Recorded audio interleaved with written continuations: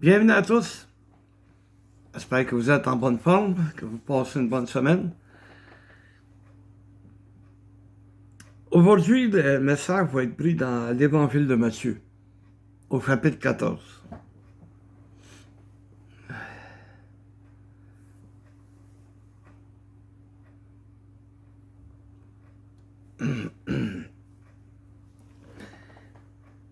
L'Évangile de Matthieu, chapitre 14. On va commencer notre lecture au verset 21. Ceux qui avaient mangé étaient environ 5000 hommes, sans les femmes et les enfants. Aussitôt après, il obligea les disciples à monter dans la barque et à passer avant lui de l'autre côté pendant qu'il renverrait la foule. On va s'arrêter là quelques secondes.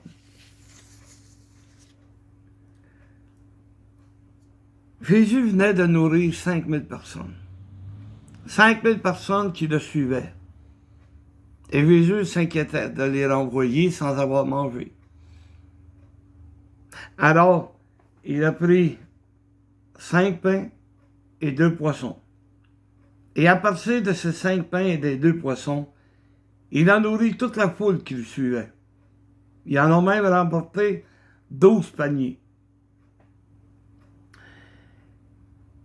Mais après cet événement, Jésus demande à ses apôtres d'embarquer dans une barque, un bateau, pour traverser de l'autre côté. Il leur a dit de partir et que durant ce temps-là, il enverrait la foule. Mais entre vous et moi, Jésus avait-tu vraiment besoin de renvoyer la foule? Il avait juste embarqué dans le bateau puis la foule serait partie. Le monde ne serait pas resté là. Pourquoi il a agi de cette manière? Parce que Jésus avait quelque chose à apprendre à ses disciples. Il avait quelque chose à apprendre à ses apôtres. Et c'est ce qu'on va voir. Que Dieu, bien souvent, va amener des tempêtes dans notre vie. Et on va réagir comme les apôtres. Et c'est ce qu'on va voir ensemble. Continuons notre lecture.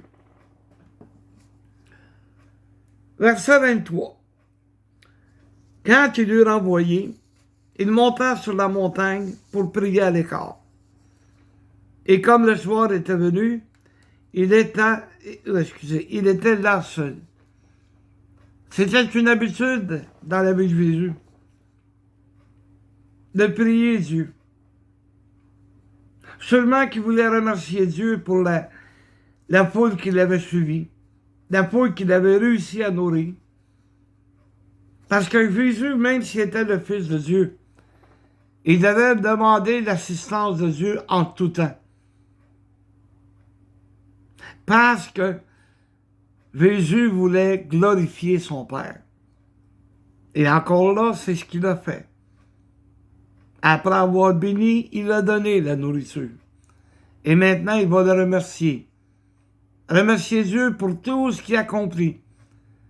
Et sûrement demander à Dieu d'aider ses apôtres, d'aider ses disciples, aider ces gens qui ont tant besoin d'aide. C'est ce que Jésus faisait. Et c'est ce que nous devrions faire nous aussi. De prier Dieu, de lui demander d'intervenir dans nos vies, intervenir dans la vie de nos frères et de nos sœurs, parce qu'on a tous besoin de prière. Et on continue notre lecture. La barque, déjà au milieu de la mer, était battue par les flots, car le vent était contraire. Notre vie chrétienne n'est pas sans difficulté. On a besoin d'aide en tout temps. Parce que, comme je l'ai dit auparavant, il arrive des tempêtes dans notre vie.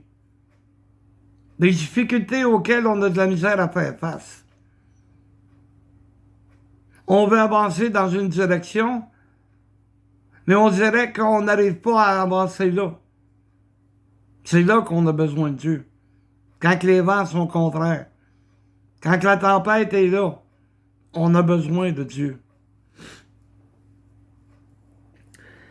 À la 4e veille de la nuit, Jésus alla vers eux, marchant sur la mer.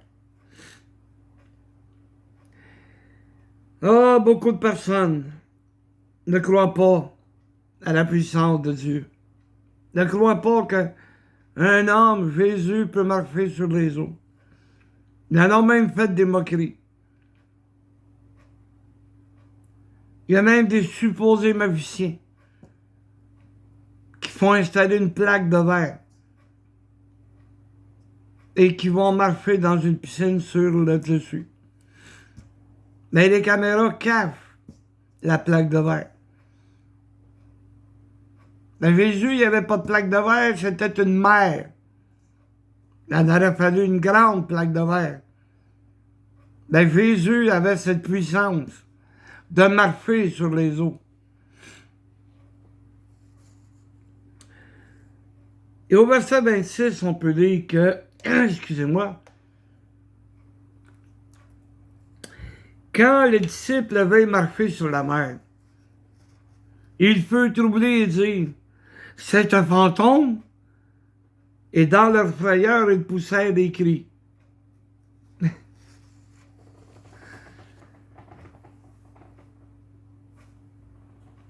Il y en a plusieurs qui feraient le saut s'il fallait que Jésus leur apparaisse. Eux autres aussi, peut-être qu'ils diraient « Oh, c'est un fantôme !» Ils réagiraient comme les disciples, comme les apôtres. Ils auraient peur. Parce qu'il y a beaucoup de personnes qui sont là à désobéir à Dieu comme si de rien n'était.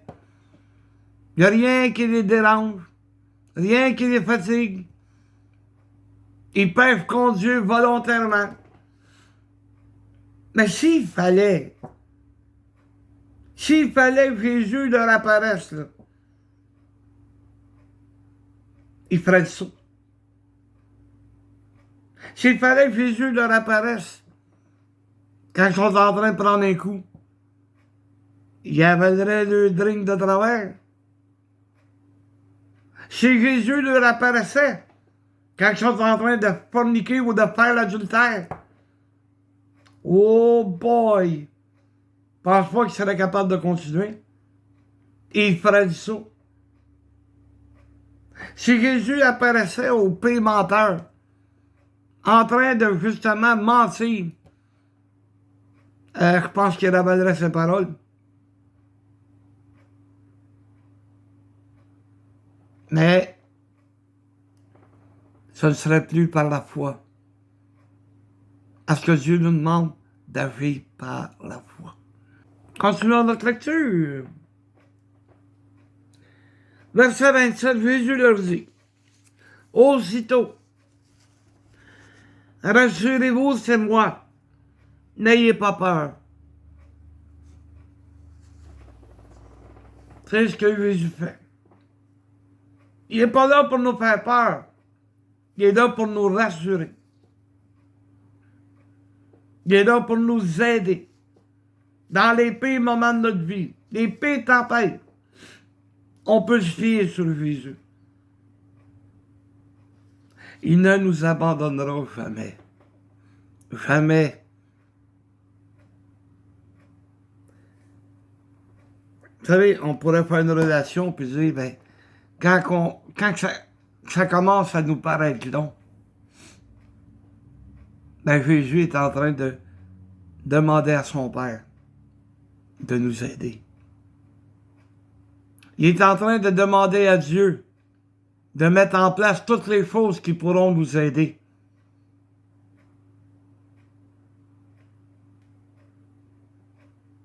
Mais si tu penses que c'est long de sortir de la tempête, ben il y a une seule manière de le faire. Regarde à Jésus. Et dis-toi qu'il ne t'abandonnera pas. Dis-toi que les pires choses qui peuvent t'arriver, Jésus, lui, ne t'abandonnera pas.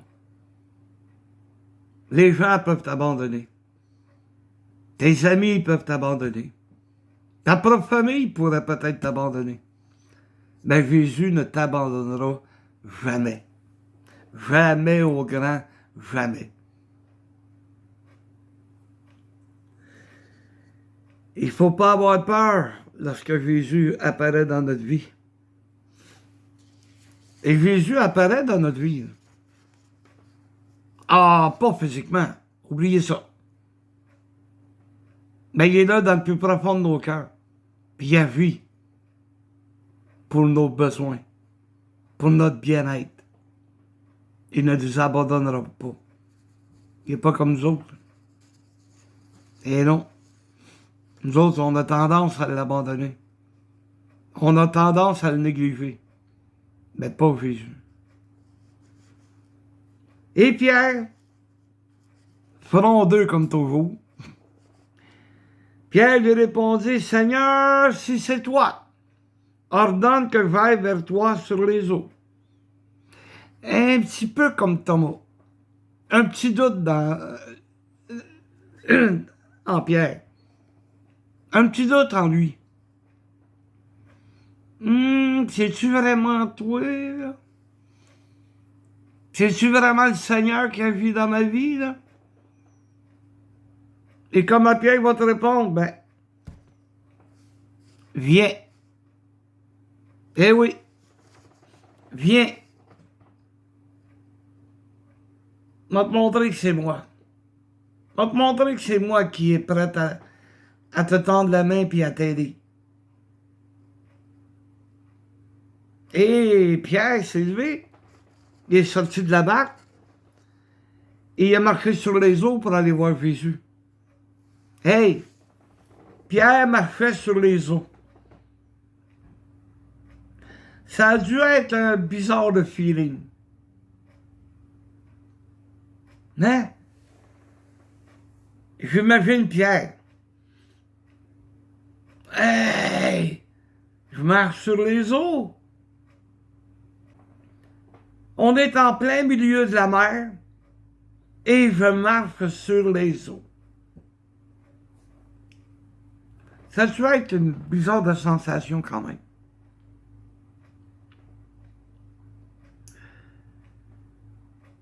Mais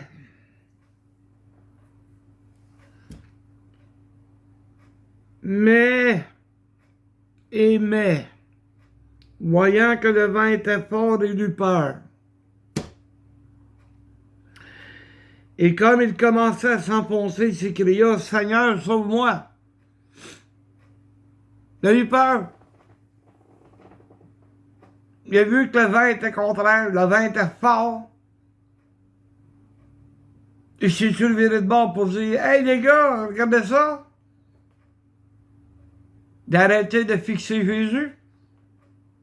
Et c'est alors qu'il s'est enfoncé. Et il eut peur. Comme beaucoup de chrétiens. Il nous arrive parfois d'avoir peur. Et va me faire opérer encore une fois. J'ai pas peur de l'opération. J'ai peur de moi-même. Parce qu'après avoir été opéré, je suis obligé de rester de 1 à 2 semaines à l'hôpital. C'est ça qui me fait peur. Parce que je n'ai pas de patience. Puis je vais être un bon témoignage pour les infirmières, les médecins qui vont venir me voir. Je ne veux pas perdre patience puis dire des choses désagréables. Ça me fait peur. C'est comme une tempête devant moi. J'aimerais ça marcher sur les eaux, moi aussi. Mais les eaux calmes. Les eaux calmes que le Seigneur peut apporter. Parce que souvenez-vous, dans un autre épisode, les apôtres avaient peur, puis Jésus dormait. Et il s'est levé, puis ils ont été réveillés, il s'est levé, puis il a dit, vent, tais-toi, puis pouf, la mer est devenue calme. C'est ça que j'aimerais, être dans ces eaux calmes, de ne pas avoir à m'inquiéter. Mais j'ai peur, comme tout le monde.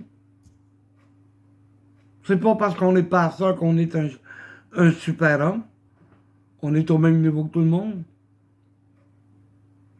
Si vous avez peur dans votre vie, s'il y a quelque chose qui vous fait peur, faites-en part au Seigneur, dites-lui. Je prie, puis j'arrête pas de le dire à Dieu. Je veux être un bon témoignage. Et je me souviens, la dernière fois que j'ai été à l'hôpital, ben, il est arrivé à un moment donné que j'ai été désagréable. Eh oui. C'est pas le fun pour le personnel infirmier. Eux autres sont là pour nous aider. Ben, j'ai été désagréable. À cause du manque de patience. Fait que mettez ça dans vos prières. Que je puisse être patient.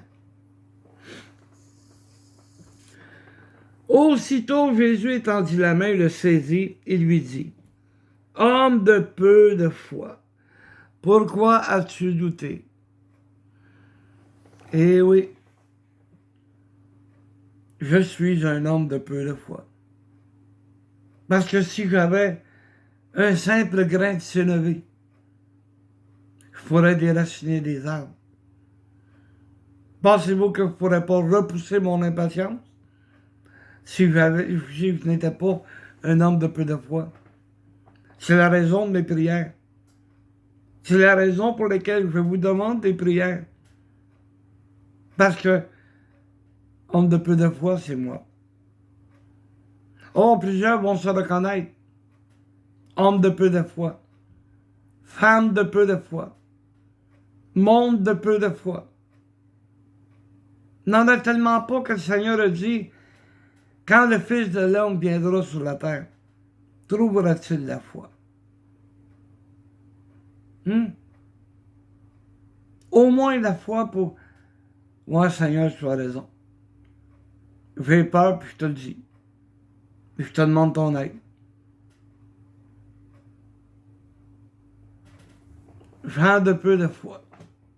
Jésus le dit quelques fois à ses apôtres, dans toutes sortes de circonstances.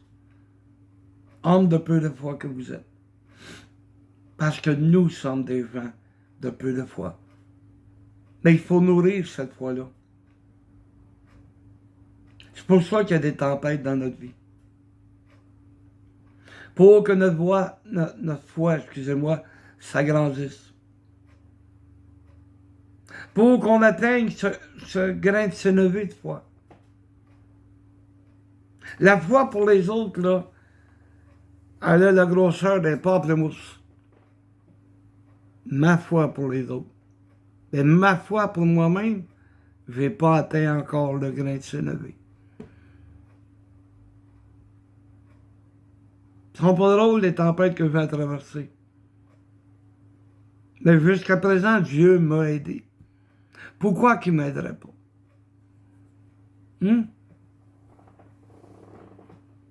Mais que ce soit le temps que je me présente devant Dieu, j'aime mieux avouer mes faiblesses et de demander à Dieu de m'aider. De demander à Dieu de ne pas m'abandonner, même si je le sais.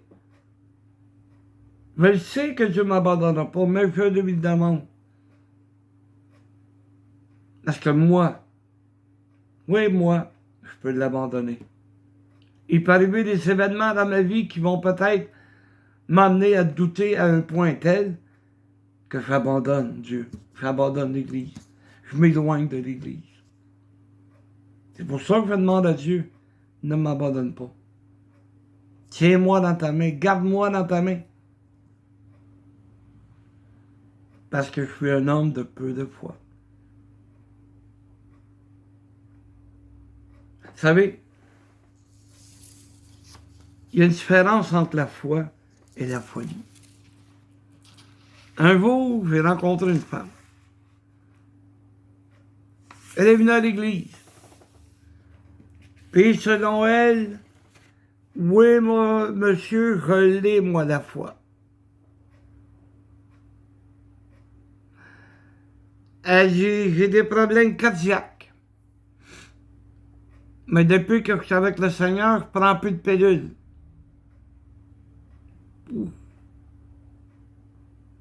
Parce que j'ai la foi.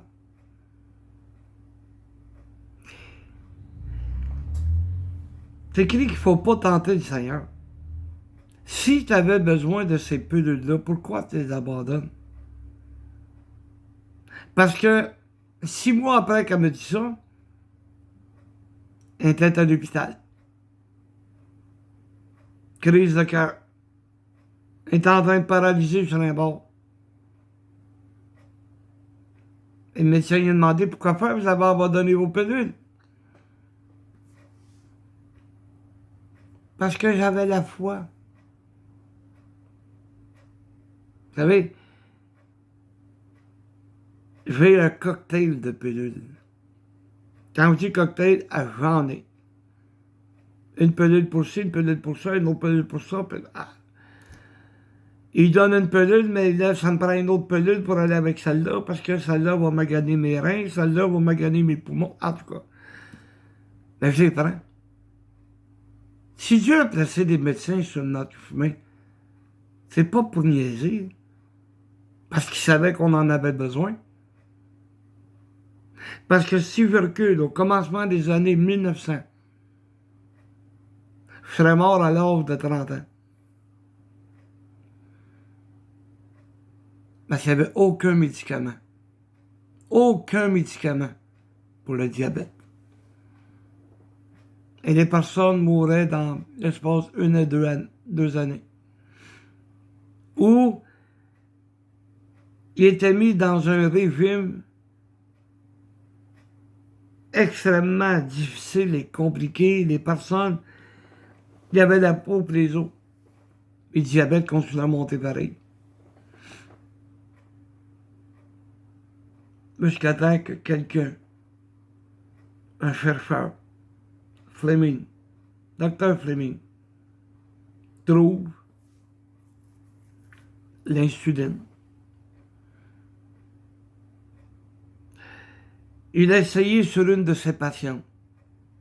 Elle était à son terme. Il n'y avait plus rien à faire. Et dans l'espace d'une semaine, son diabète était contrôlé. Et elle a pu reprendre une vie normale. Est-ce que j'ai été diagnostiqué à l'âge de 29 ans? C'est pour ça que je vous dis qu'à l'âge de 30, 31 ans, je serais disparu. Mais la médecine m'a maintenu en vie. Parce que Dieu est intervenu. Dieu avait un plan pour ma vie. Et aujourd'hui, j'accepte ce plan. Ça a été une tempête, la journée où je l'ai appris. La journée où on m'a envoyé à l'hôpital pour me faire traiter pour le diabète. Ça a été une tempête. Après ça, ben, ça a bien été pendant quelques années. Et malheureusement, ben, le 7 ans, j'ai commencé à avoir des problèmes avec mes jambes. Et une autre tempête dans ma vie. Pas grave, ça.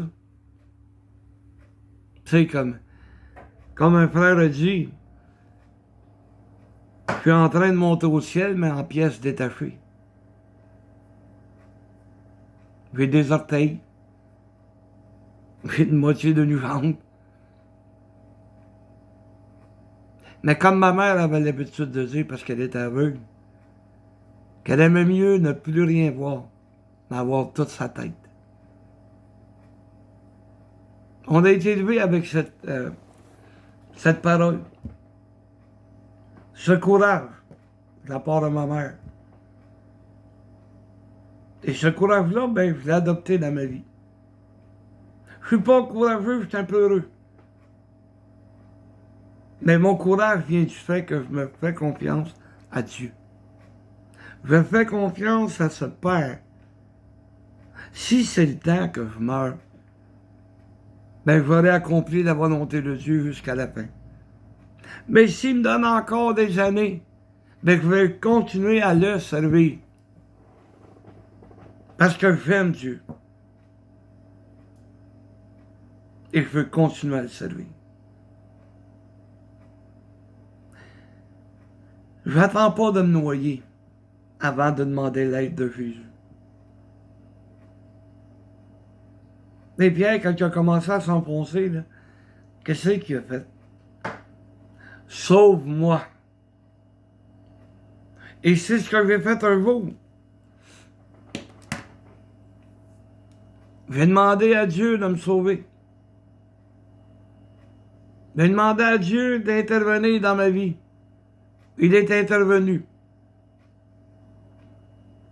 Il m'a convaincu que j'étais un pécheur et que j'avais besoin de Jésus.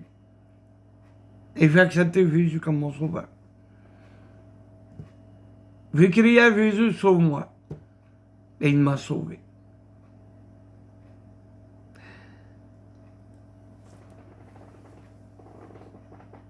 J'espère que ce message va vous aider, qu'il a été édifiant et qu'il va peut-être vous le guider à aller vers Dieu.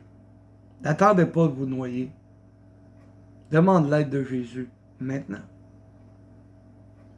Que Dieu vous bénisse. Amen.